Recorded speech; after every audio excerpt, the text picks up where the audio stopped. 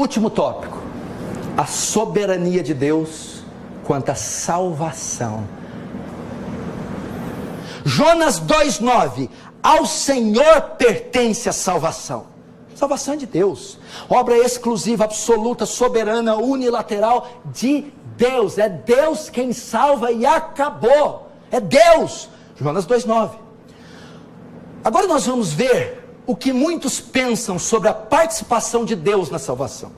O quanto Deus participa da salvação e o quanto Deus participa da condenação de alguém. O que é que os homens pensam? Presta atenção. Dizer que Deus Pai propôs a salvação de toda a raça humana, que o Filho de Deus morreu com a expressa intenção de salvar todos os homens, e que Deus Espírito Santo está agora esforçando-se por ganhar o mundo inteiro para Cristo, quando o que pode se observar facilmente é que a grande maioria dos nossos semelhantes está morrendo no pecado, seria o mesmo que dizer que Deus Pai está frustrado, Deus Filho está insatisfeito e Deus Espírito Santo foi derrotado. Lançar a culpa da condenação dos homens no diabo, como muitos fazem, não remove a dificuldade, porque se Satanás está anulando o propósito de Deus em salvar os homens, então Satanás é onipotente e Deus já não é mais o ser supremo. Então o diabo que é onipotente, porque o diabo que determina quem é salvo e quem não é, o diabo é que manda. Deus quer salvar, mas não pode, o diabo não deixa. Deus deixa eu salvar, o diabo não. Você acha que o Deus que eu acabei de pregar aqui pede bênção para Satanás? Sustentar que o plano original do Criador tem sido anulado pelo pecado é destronar a Deus. Sugerir que Deus foi tomado de surpresa no Éden e que agora ele procura solucionar uma calamidade imprevista é degradar o caráter do Altíssimo ao nível de um mortal finito e falível. Argumentar que o homem é quem determina o seu próprio destino e portanto tem o poder de paralisar o seu Criador é despojar Deus dos seus atributos de onipotência, é chutar Deus do trono e dizer: é eu que mando. Deus salva quem Ele quer, como Ele quer, na hora que Ele quer, e Ele não salva todo mundo. Isso é soberania, soberania total. Vamos ver a soberania de Deus em Deus Pai. Soberania de Deus em Deus Pai na salvação. Tinha soberania de Deus no Deus Filho, mas eu ia ficar aqui 5 dias. Vamos ver um pouco da soberania de Deus na salvação em Deus Pai. Presta atenção. Antes da fundação do mundo, Deus fez uma escolha, uma seleção. Antes de criar o universo, Ele estava lá em perfeita harmonia com a Trindade, lá na eternidade, onde não existia nada, só existia Pai, Filho e Espírito, e os três em conselho ali escolhem, antes que o universo fosse criado, quem Ele iria salvar. Antes da fundação do mundo, Deus fez uma escolha, uma seleção, uma eleição. Diante do seu olhar onisciente estava toda a raça de Adão, e dela Ele selecionou um povo. Como esse povo se tornou? Predestinados à adoção de filhos, predestinados a ser conforme a imagem do seu filho, e predestinados à posse da vida eterna. O que é predestino? Deus decidiu o destino dos salvos antes que os salvos nascessem. Os adotou como filhos antes da fundação do mundo. Os escolheu para serem conformes Cristo antes da fundação do mundo. E os escolheu para herdar a vida eterna antes da fundação do mundo. Vamos ver isso claramente, limpamente, cristalinamente, limpidamente, em Atos 13:48. Escute, não abra, só anote. Atos 13:48. E creram depois do sermão que foi pregado, e creram todos os que haviam sido predestinados para a vida eterna. O apóstolo Paulo está pregando aqui. Quando ele termina de pregar o sermão, por divina inspiração, Lucas escreve, depois do sermão de Paulo: e creram todo mundo que creu? Não, tinha 100, situação hipotética. creu 50. Essa é a ideia. Então o que Paulo falou? Depois do sermão, e creram um tanto. Quem que creu? Todos que haviam sido destinados, predestinados para a vida eterna. Então quem creu, quem atendeu o sermão de Paulo, foi quem Deus escolheu antes da fundação, e naquele dia atendeu o chamado, a pregação de Paulo. Aqui nós aprendemos 3 coisas nesse texto. Primeiro, que o ato de crer é a consequência e não a causa do decreto divino, da escolha divina, da soberania. Não está dizendo aqui que foi predestinado todos que creram. Não. Está dizendo que creram os que foram predestinados. Então, o ato de crer é a consequência da eleição e não a causa da eleição.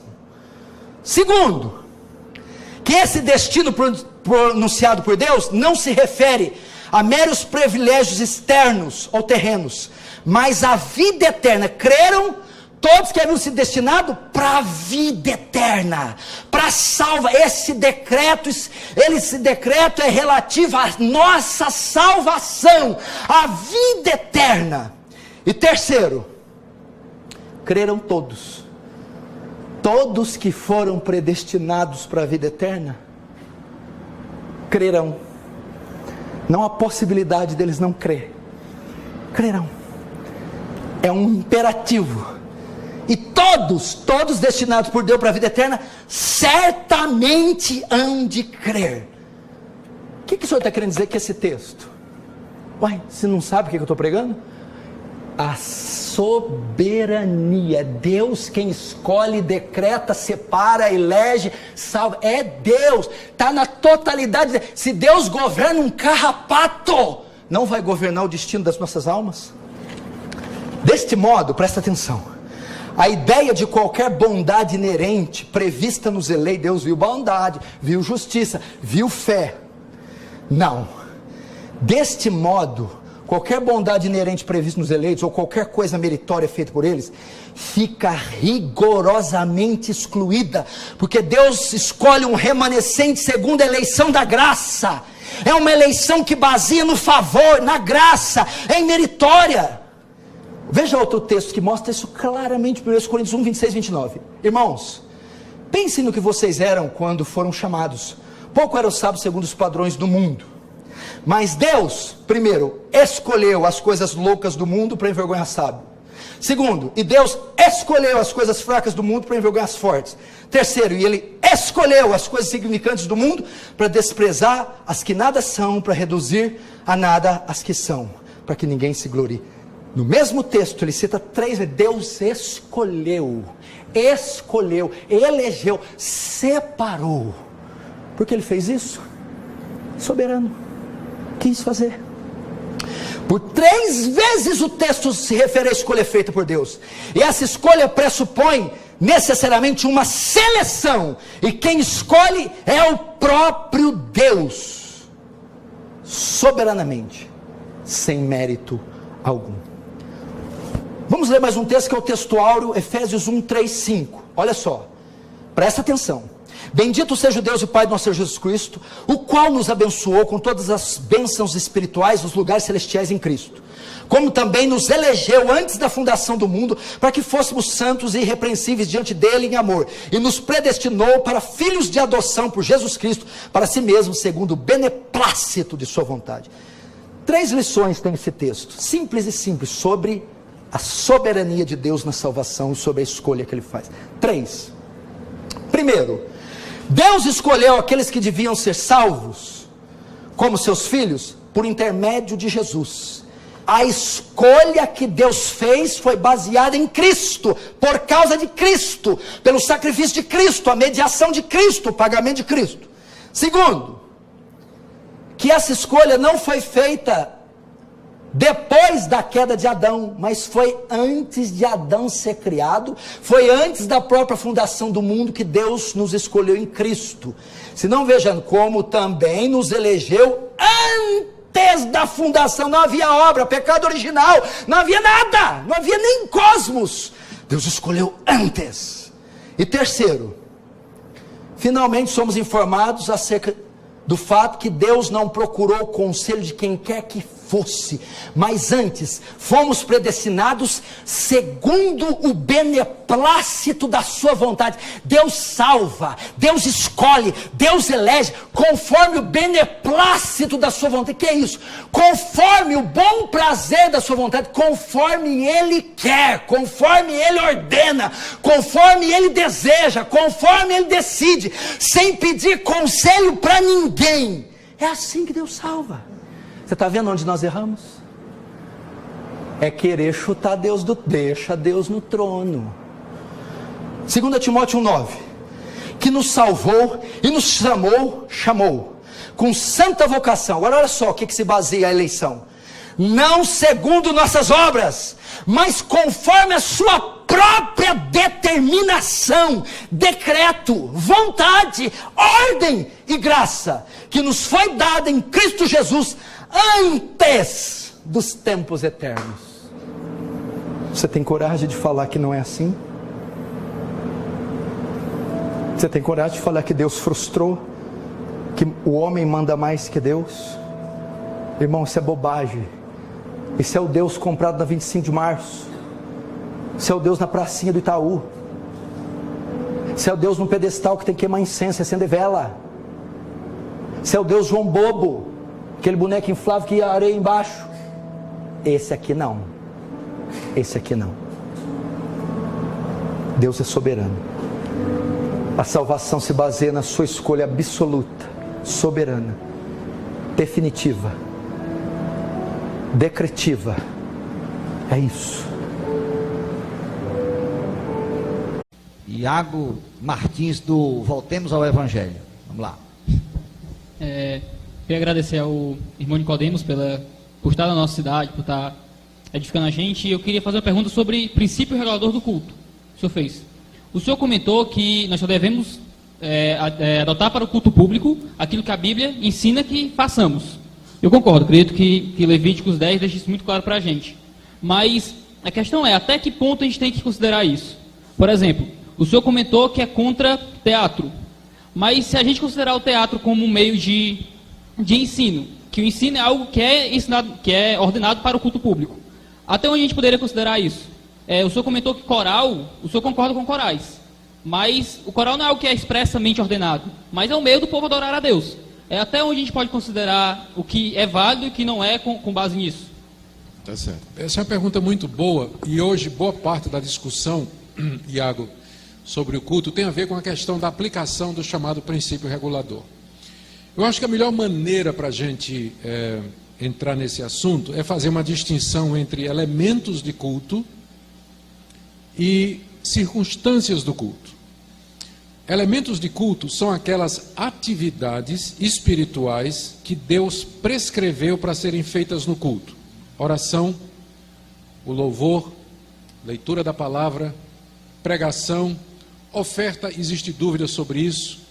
Bênção no final do culto, existe dúvida sobre isso. Com certeza, as ordenanças, batismo e ceia do Senhor. Então, estes são os elementos do culto. Há pouca divergência sobre esses elementos. Os pontos de briga são a questão das ofertas, se fazem parte do culto ou não, e a questão da bênção apostólica no final do culto. Então, a discussão sobre esses dois. Mas, no geral, os elementos são estes. Então, estes são os elementos de culto, eles fazem parte do culto. E nós não podemos acrescentar elementos, criar um novo elemento, uma nova atividade espiritual da parte do culto a Deus.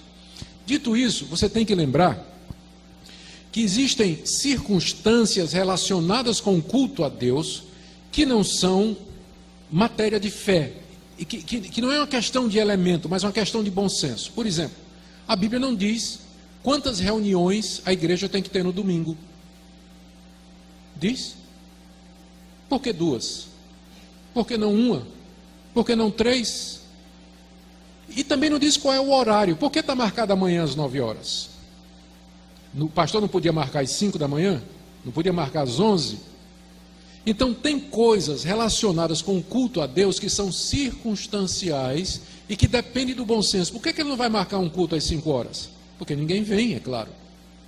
Por que 9 horas? 9 horas é um horário bom, dá tempo de você tomar café, acordar, não é isso? Então, o bom senso manda que você marque 2 cultos no domingo. Porque tem gente que pode vir de manhã e não pode vir à noite. Tem gente que pode vir à noite e não pode vir de manhã. E tem gente que gostaria de vir 2 vezes. Então, 2 é um número razoável. Mas, por exemplo, lá em São Paulo, onde o trânsito é muito complicado, já tem igrejas que seguem o modelo coreano. Começa às 9 da manhã, fazem o culto, fazem escola dominical, fazem o culto, começam às 10, chegam para o café da manhã, às 9, 10 começa o culto, meio-dia eles param para almoçar, almoçam juntos, ninguém vai para casa, e de tarde tem escola dominical, acaba às 3 horas. Então, de 10 às 3 eles estão na igreja e fazem tudo, cabelo, barba e bigode, no mesmo dia, no mesmo local, evita problema de trânsito, de transporte, de ir e voltar 2, 3 vezes por dia para a igreja. Não é uma solução inteligente? Eu acho que é. E dependendo do lugar, é válido, porque a Bíblia não diz quantas vezes você tem que se reunir no domingo e nem qual é o horário. A Bíblia também não diz, não fala sobre data show, não fala sobre sonorização, não fala sobre que tipo de mesa, não diz se o pastor tem que usar paletó ou não paletó, embora para muita gente o quinto sola da reforma é o sola gravata, né? Aliás, é o 6º sola, né? É sola gravata. Eu não creio no sola gravata. Não creio que há um vestimento, uma vestimenta santa. Não creio nisso. Então, são coisas, mas de repente a igreja resolve que o pastor vai usar paletó e gravata como sinal de distinção e tudo bem. Não tem problema. Mas isso é uma circunstância. Coral, por exemplo. Coral é uma circunstância. Pode ter ou pode não ter. Se não tiver coral, é culto do mesmo jeito. Se não tiver instrumento musical, o povo canta a capela, não canta? É culto do mesmo jeito. Então, instrumento de música, grupo de louvor, regente, cântico coral, isso são circunstâncias. O que são circunstâncias? São aquelas atividades paralelas que fazem com que os elementos sejam mais inteligíveis, que potenciam os elementos. Qual é a vantagem, por exemplo, do instrumento? Ajuda a igreja a cantar melhor, não ajuda? Agora pergunta, em que é que a dança ajuda? Pode ser considerada uma circunstância a dança? Não, na verdade, ela não ajuda em nada. Além de ela distrair, a mensagem que você passa por mímica, ela não ajuda você a compreender. Nada substitui uma boa explicação da Bíblia. E você dançar enquanto alguém está cantando ou enquanto alguém está pregando, isso não vai ajudar o povo a compreender. E é por isso que eu incluo nessa categoria o teatro também. O teatro, ele não torna a palavra mais inteligível. Não sou contra, por exemplo, uma igreja ter um grupo de teatro. A minha filha é líder de um grupo de teatro na minha igreja. Mas agora o que é que eles fazem? Eles se reúnem aos sábados, eles vão para a rua, evangelizar através do teatro, eles fazem festival de teatro, peças como parte da igreja como comunidade social. Aí é diferente, eu não tenho problema, os jovens se reunirem, se quiserem inclusive fazer um concurso de dança, não tenho problema que faça isso no sábado, desde que dance as meninas de um lado e os meninos do outro. Não tenho problema com isso, sendo parte da igreja, porque a igreja ela não é só uma comunidade adoradora, não é? Ela também é uma comunidade social. Nós estamos aqui como grupo social. Então há atividades, a igreja abre uma escola, não abre? Abre um curso de corte e costura, não abre? Abre um curso de inglês. Então ela pode ter atividades sociais, um grupo de dança, um grupo de teatro, se reúne no sábado à noite para comer pipoca, assistir um filme e fazer crítica ao filme depois. O que é que tem de mal nisso? Eu acho que na verdade é muito bom que a igreja faça isso. Mas culto é diferente. Não é essa a mensagem de Malaquias? O culto é regulado por outras coisas. Por isso eu acho que o teatro ele teria lugar como atividade social da igreja, mas não como parte do culto, porque não encaixa nem em elemento e nem em circunstância. Essa é a minha resposta. Olá, minha gente. Eu tenho uma palavra que é exclusiva para o povo evangélico do Brasil. Eu quero falar aí sobre esses pseudos reformadores calvinistas, predestinados, que têm perturbado a igreja evangélica. Antes de mais nada, eu gostaria de dizer que eu reconheço que a igreja presbiteriana é a igreja de Jesus. Quero deixar isso aqui bem claro, tá? Quero deixar isso aqui bem claro, mas eu quero esses caras, esses. Primeira mão, deixa eu dizer uma coisa para vocês. O que eu acho interessante é como é que tem pentecostais seguindo essa raça. Esses caras debocham da nossa teologia e de nossos princípios. Eles não creem em dons espirituais. Eles não creem em cura, nem em milagres. Mas sabe o que é? É uma garotada que nem tirou a fralda no evangelho ainda, que não entende nada, não aprendeu nada, nunca sentou em banco de escola dominical, que é levado por esses caras e agora pensam que sabem tudo. Eu vou citar mais de 60 textos da Bíblia e estou desafiando, não a me refutar, a refutar os textos. Também de primeira mão, deixa eu falar aqui uma coisa, que aqui é que está o cerne da questão. Significado de predestinação. Predestinar é determinar o futuro. A Bíblia fala de predestinação? Sim. Predestinou a igreja para o céu. Predestinou pecadores ao inferno. E predestinou que Israel vai reconhecer Jesus como Messias e Senhor. A questão é que a predestinação não é fatalista, não fala de individualidades, que Deus escolheu um grupo para ir para o céu ou para o inferno. Se você decide estar na igreja, vai para o céu. Independente se você está ou não na igreja, a igreja vai para o céu. Se você decide levar uma vida de pecado, você vai para o inferno. Mas quem decide é você. Então, eu quero mostrar textos da Bíblia e vou citar textos que eles usam.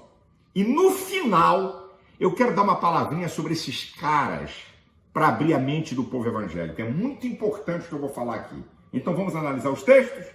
É a Bíblia. Analise. Não coma pela mão de ninguém, nem pela minha. É a Bíblia. Vamos lá? Eu vou começar com Paulo, que segundo eles é o teólogo da predestinação. Em alguns textos eu vou dizer assim, eu destaco. Vou começar destacando dois conjuntos de textos. Romanos capítulo 3, do versículo 21 ao 24. E Romanos capítulo 5, do versículo 17 ao 21. Esses dois textos eu destaco. Também para você analisar, Romanos 10, 13. Destaco Romanos 14, 12. Destaco Romanos 11, 21 e 22. Romanos 11, 32. Gálatas 3, 22 eu destaco. Agora eu vou chegar aqui em Efésios 2, 8, porque um puritano, reformador, refutando Silas Malafaia, aí cita Efésios 2, 8. Pela graça sois salvos por meio da fé. Isto não vem de vós, é dom de Deus. Ele diz que o dom de Deus é a fé. Nesse texto, não. Nesse texto, o dom de Deus é a salvação pela graça, porque só Deus pode salvar. Vamos para o contexto? Porque texto sem contexto é pretexto para a heresia. Romanos 6, 23. O salário do pecado é a morte, mas o dom gratuito de Deus é a vida eterna por nosso Senhor Jesus Cristo. Onde é que é o dom? A salvação. A vida eterna por Cristo. Ei, a exegese está ruim, ó, cara. Vamos lá, vamos continuar analisando. Filipenses 3, 13 e 14. Colossenses 1, 22 e 23. Eu destaco Tito 2, 11. Vamos para Hebreus? Ó, é só alguns textos, tem muito mais. Eu só estou citando aí uns 60 textos, tá? Vamos lá. Destaco Hebreus 2, do versículo 1 ao 3. Destaco, esse aqui, um super destaque. Hebreus 3, do 14 ao 19. Também destaco Hebreus 5, 9. Hebreus 10, do 37 ao 39. Vamos a Jesus. Mateus 7, versículo 13 e 14. E aqui é um super destaque. O texto áureo da Bíblia.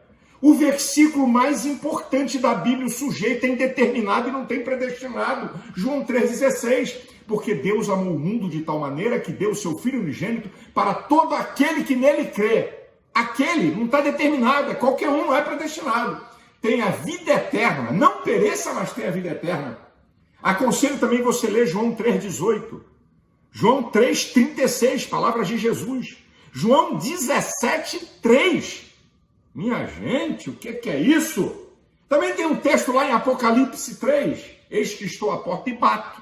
Se alguém abrir, eu entro e ceio com ele. Quem abre a porta é você, porque você é livre para determinar se deixa Deus ou não entrar. E eu vou ao último convite da Bíblia, que não tem nada a ver de predestinado.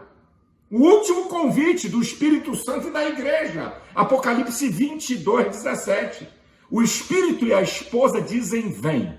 Quem ouça, diga, vem. Quem tem sede, venha. E quem quiser, beba de graça da água da vida. Onde é que está predestinado? É qualquer um, é quem quiser. É quem quiser.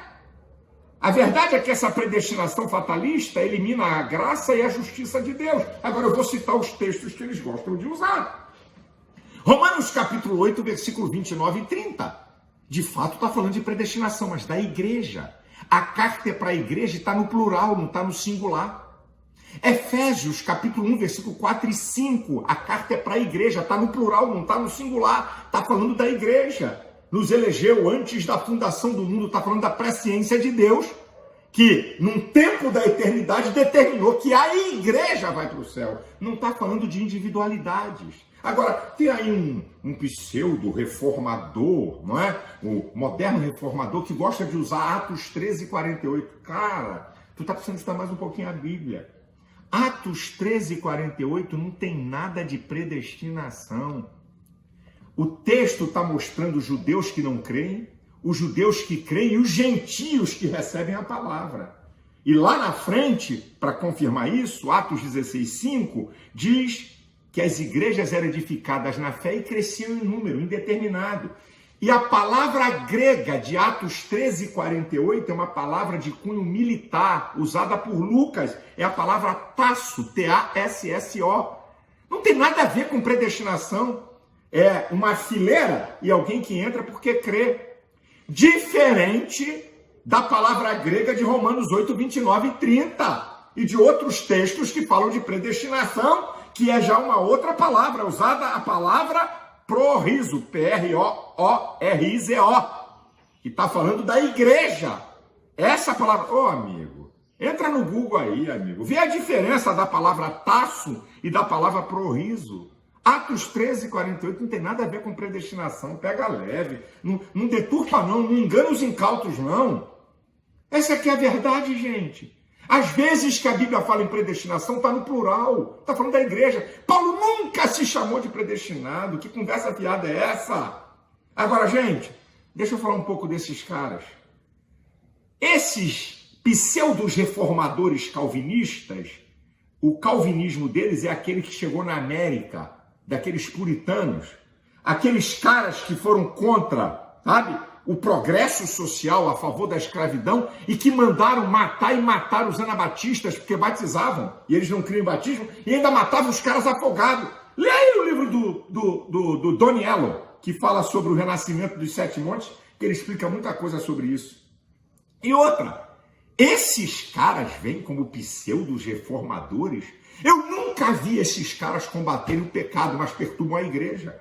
Eu nunca vi esses caras confrontarem a sociedade. O ativismo gay, que quer destruir valores de família e valores cristãos, nunca botaram a cara para fora como eu. Perturbar a igreja é mole. Falar contra a igreja é mole. Eu quero ver eles botarem a cara para fora para combater isso que está aí. Covardes, omissos e outra. São hipócritas. É por isso que eles são contra a prosperidade. Vem lá da história do início do calvinismo que chegou na América, que era contra o progresso social. Mas eles são hipócritas, porque nenhum deles vive como pobre, nem mora em favela, nem anda de ônibus e metrô. Muitos vivem como classe média alta, morando em casa bacana e até com carro importado. Hipócritas. Eu não tenho nada contra isso, mas é a hipocrisia deles de ensinar uma coisa que eles não vivem. E outra, gente... E outra, acorda, povo de Deus. Na maioria desses pseudos reformadores, sabe o que é o DNA deles?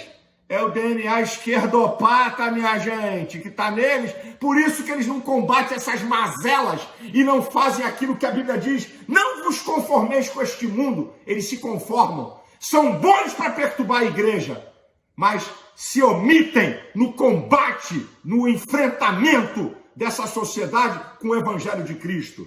Essa que é a verdade, ok? Agora, para terminar, vocês vão ver um monte de comentário. Assim que o vídeo for, já tem um monte de gente comentando. Sabe por quê? Porque eles não ouvem ninguém. Ó, medíocres, tapados, tá? Não querem ouvir, então já vão logo comentar para atacar. Vocês vão ver aí comentários me atacando, que não tem nada a ver com a teologia, certo? Atacando, tentando atacar minha moral, tentando me atacar de outro modo, porque não tem argumento.